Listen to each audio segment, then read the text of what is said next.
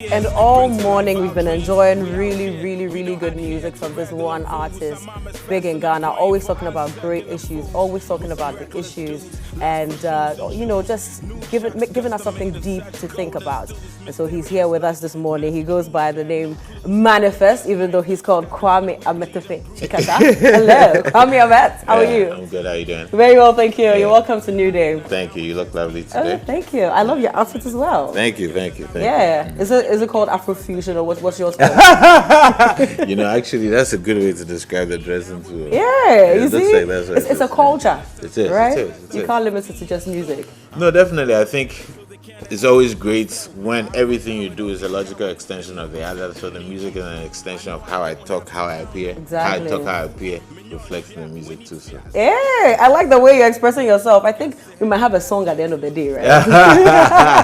Coming through. But congratulations on your recent launch of the Gamble. Thank you. It's just got a few songs on there, but I think it's a few. 7 is a few. I mean, pardon me. The reason I said 7 is because I'm comparing it to the side A and side B. Okay, so pardon me. Okay. I mean, it's still a big deal all the same. You're talking about, the risks in life and all of that. I think it's a very deep album. I want to pinpoint the Big Mad, where you were talking about betrayal with Simi. Mm-hmm. Why is cheating and betrayal such a big deal for you? For me, I don't think it's for me. It's for humanity as a whole. Okay. I think relationships often do go through people taking each other for granted. That is one of the strangest things about love, is that the people we love the most are the people that we take granted the most. So it wasn't a new, I guess, angle, but try to approach it differently in terms of just showing how really terrible sometimes, especially the men, we can be, and sort of an equally an equally strong response to that, and have a vibely song that's able to, if you listen to the lyrics you might cry, but really you want to dance. So that was Big Mad. But I think on the Gamble I'm able to explore these things in that way. And tomorrow with Burna Boy you have a more urgent expression of a desperate love. People love to say, "Oh, I'm going to love you forever," but this is saying that tomorrow might not be promised. That is so true. Let me love you today, like tomorrow no day. Like tomorrow no day. Yeah. So I enjoyed going through the process of looking at these things from that perspective. Yeah. We have the video Big Mad with Simi. So let's take a quick look at it, and then we'll come back and continue the interview. If you do, I go crazy now. The past is the past. Can you please press erase now? See you with another. Might catch a case now. Pay for my sins. Tell me how. Should I pay pal? I see me. You might see me showing all 32 like a Jimmy. When they call your name, I act silly. Shaku, or maybe even Rock Millie. Sorry if I took you for granted, but I'm still watering these seeds we planted. No be lie. I'm a correct guy. Forgiveness, please reply, baby. What do I look like? What do I look like? Oh, you said you was a good guy, but you never do right.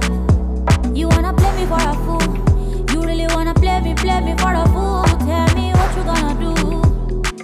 What you gonna do when I'm leaving you? Leaving you when I'm leaving you. First things first, say you're my first love. Even though I told you about my ex-loves, know it sounds like a contradiction. My mission is cuddle, kiss, and give best hugs. I know I didn't call. Is that against the law? Why are you so appalled? You run till you grunt, and your friends tell you bounce. Since I could, now I can't. You found the rubber in my pants. At least I was being safe. That was terrible. This is all the lines, and I'm like, this is so much to take in, and literally every line is so deep. How do you even, go through the full process? I think your style is too different.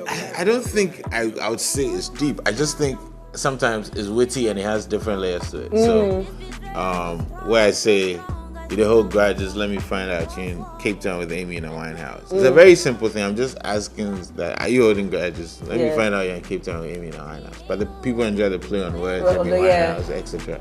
Yeah. So I think it's just something you develop over time. When you're passionate about something, you try and develop. After you do your 10,000 hours and you have the skill level, then when you're trying to express something, you try and put it in the most interesting way possible. Not in a difficult way, because these are all very simple things. Yeah. But when sometimes somebody hears it for a second time, they're like, wait, I didn't catch the second meaning. Yeah. Or a third meaning. So I try to do that because I think it makes it more interesting. Interesting. Some people actually have to listen to a number of times to actually get what you're saying at the end of the day.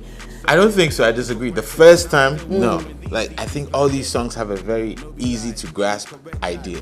Yeah. But to get the full level of sometimes the double meanings, the double entendres, you might hear a couple of. But this song is Big Man. She's Big Man. It's not really difficult. It's not difficult. Yeah. Let's switch a bit to African Prince because you're big on that. Not necessarily. Not necessarily. What happened to you? No, nothing happened to me. But I think a lot of times people use their conceptions of me or perceptions of me and force it upon me. Okay. I've been through phases where I wear a lot of prints. I've been through phases where I don't. Okay. But it's just imagine that people can imagine me. You see, I used to wear a lot of chains. Yeah. I haven't done that in years, Yeah, but people still see it in their minds. Yeah. So they'll be like, "Oh, where are your chains?" That's when they're true. taking pictures. Same It was with a part print. of your identity at the time. It's a part of what I was feeling at the time. Okay. I changed, but I think mainly I try to do things inspired by here and there and find a way to fuse it. As you said before, so what inspired you at that time? Is that? What inspired you at that time At when you were wearing the which big chains and all of that? Because I was like, oh, Charlie, these rappers overseas, they wear bling bling, and since I can't afford it, let me find something here. But you still wear African print all the same, right? You still appreciate African print. Yeah, I do, but I'm not bound to it. Like, okay. People think like, yeah, I'm working around wearing African print underwear. Yeah, I know that comment. The reason I brought that up also is because recently in the courts, there was someone raised up an issue, one of the judges, of the fact that our weather conditions don't quite work with the wigs and with the suits, the black suits. So she suggests that we switch to African prints. And then I was thinking, why doesn't it become a whole national thing where we wear prints, we can wear prints formally? So I wanted to get your take on that as well. Do you think that is something that can actually be done? Well, I don't think it should be that constricted to print. I think if we do a lot of Ghana-made stuff, it could be silk, it could be batik, it could be different things. But if we learn to love ourselves, if you go to Japan, it's not irregular for somebody to be wearing a kimono. As one day a week is when we say we are going to be African. Yeah. Africans in Africa saying one day a week, that's when we practice being African. That is very true. It's actually strange. That is very true. So I just think I don't want to give a simple kind of antidote or a simple kind of way for us to solve it, but definitely I think we could really re-envision or reimagine ourselves and do things differently. Especially things that suit us, like you said, and our weather and all these things. Yeah. When I'm wearing this, it's not print, but it's got this batik and it feels good and it's easy going. I don't feel hard. Yeah. Me here AC, I can just walk around. That is true. So, but it can't be just restricted to that. Culture is also dynamic. Yeah. We can't only think of African print to be Ghanaian or African culture. That's very limited. That's true. The culture is so dynamic that it goes beyond print. And a lot of the print, are we making it ourselves even? African prints made in China, made in Holland. But there are some that are actually made here. But you a see number what of them I'm are saying. made here. Yeah. The majority of it isn't. So we have to also think about economically, what are we doing? Yeah. If we want to really change this thing, we have to go beyond just a superficial way of changing it, because the economics of it matters too. As well. If the discussion will bottom out, you can do good things for all of us. That's good. That's deep. I feel you on that. Also, congratulations on being on a Grammy-nominated album. How does it feel?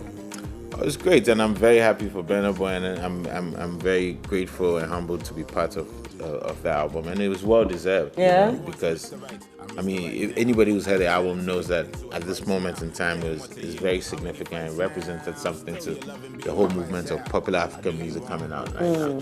And it couldn't have happened to a more deserving person, and it was nice to see my name in those credits. That's right. And I see you're doing a lot of collaborations in the Nigerian market as well. Is it that you're trying to get in there? You're trying to feed into the market as well? I work with people that I date. I still work with Ghanaians. I work with Walasi for Bona, but I also do think that there's a synergy between Ghana and Niger that's important.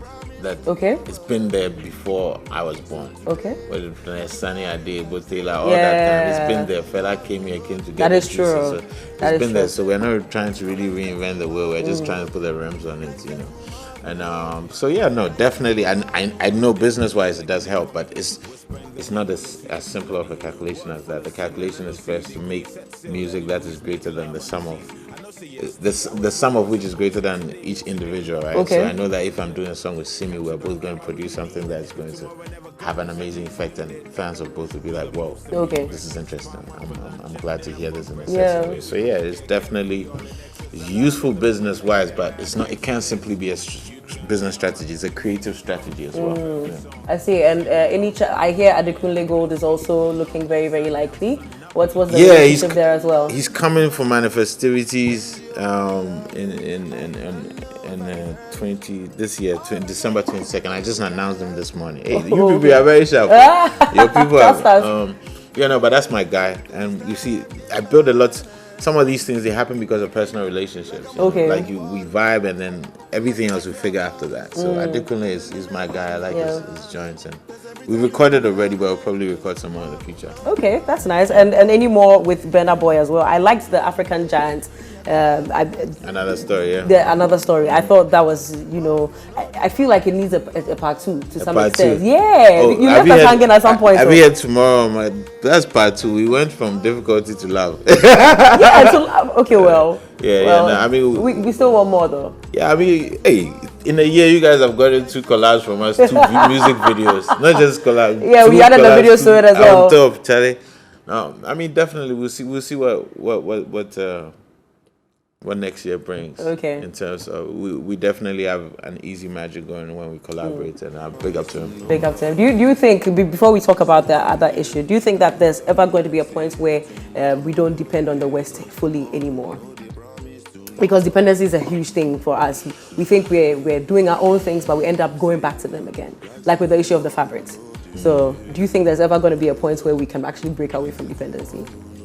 Well, let's rethink this question. Right? Does the West depend on us? Well, to some extent. Yeah, but it's just the power relation is different. Right. So maybe we just need to reinvent what the power relation is. Because so maybe that's what it is. Because I think we live in a globalized world in which there is a codependency on everybody's parts. But because of power relations, because when somebody comes here, they're foreigner, you go there, you're an immigrant. That's serious. So it's just how we think of these things, right? Very true. There are people making money here who are foreigners. Yeah. But you're going there, you're an immigrant. So I think we have to take a good look at it again. Yeah, we have to look at it very carefully. If we look, and we're not really reinventing the wheel once again. If you look at Nkrumah, I mean, he had dealings with China. That is true. With America, Russia. That is true. But it just was African-centered. The non-aligned movement came along because he didn't see the reason to commit to any of them, but potentially use them and as they want to use them. Yeah. So I just think we have to think of it differently. True. This idea of dependency tends to not really look at the reality on the ground, which is, we all need I mean, we don't grow grapes here. So if you want to eat grapes, you probably want to relate with others. Thinking of it differently in terms of how we put ourselves first and how the terms of the agreement between us and the West is different. Yeah. So that perhaps we don't need them, or that the relationship is not based on kind of economic colonialism, which is what we are seeing now. Yeah. Okay. It is. All right. But it is free will. It is not economic slavery. It's economic colonialism because we give our thing. Yeah, we keep going back to them. We keep going back to them. Take. All right, but you mentioned partnership with them as well, and I believe that Home by Martel is also something like that. Can you tell us a bit more about it? Yeah. No, so Martel is premium cognac in the world. I mean, exquisite and classic. That's like right. Myself, you understand?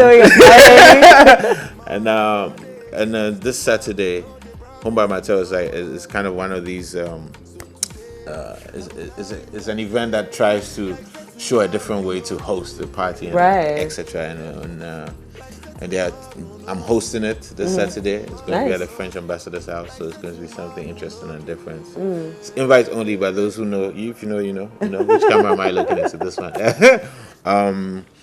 And I think what's going to be interesting is that it's the first of its kind here. It's been done in LA, in Atlanta, with other people, Jenny Aiko, Okay. Fiction, other things. But as we're in Ghana, they will have to do is with the M.anifest. Hey, that's right. So yeah, looking forward to doing that. There's going to be a dinner before Okay. that Miduno is curating. Great. But that's for a smaller group, and then the party will be at 10, and it's going to be massive. The people who have got invitations or who want invitations, you for look sharp. If you don't appear on Saturday, you are going to have the greatest regret because wow. trust me, I'm going to post pictures and videos. Oh my gosh. Like nobody's business afterwards. So That's an exclusive experience. Yes, indeed. yeah, so looking forward to that. I think, Home by Martel this Saturday. Yes. All right. Thank you so much for joining us. I've been Thank you. speaking to M.anifest, M.C. here on TV3 New Day.